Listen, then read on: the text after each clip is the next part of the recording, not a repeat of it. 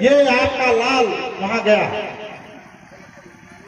तो साथियों, उस समय हमारे महाराजा बिजली पासी अपने समय में जैसे जैसे युग बीतता है संघर्ष की लड़ाई लड़ते चले आ रहे हैं, क्योंकि पासी कौम क्या है?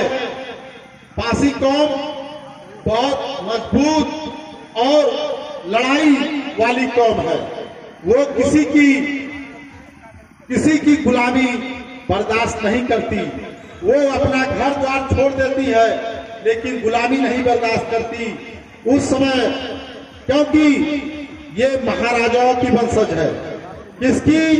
बिजली पासी, लाखन पासी, माहे पासी, तमाम राजा यहाँ हुए जिनके हम लोग वंशज हैं। वो खून तो है हमारे अंदर, तो वही खून कुछ करने को, कुछ कर गुजरने को कहता है। तमाम राजा उस समय हुए जिन्होंने, उसमें मुस्लिमों का आतंक था। उस समय कहते हैं कि पहले हमारे पासी, जब हम लोग बचपन में थे तो लोग सुअर पालने का काम करते थे, तो उसके पहले भी सुअर पालते थे। क्यों? क्योंकि मुस्लिम, जब बहन बेटियों को, मुस्लिम राज था तो बहन बेटियों की असवारी लूट ली जाती थी, तो उनको बचाने के लिए पासी समाज क्या करता था? वो सुअर को काट करके, वो असवारी होती थी जिसमें दुल्हन बैठ के जाती थी, उसको काट करके उस पर छप्पा मारते थे। जो हाथ का छप्पा सवारी में मारा जाता है, वो छप्पा मारते थे, वो खून का मारते थे।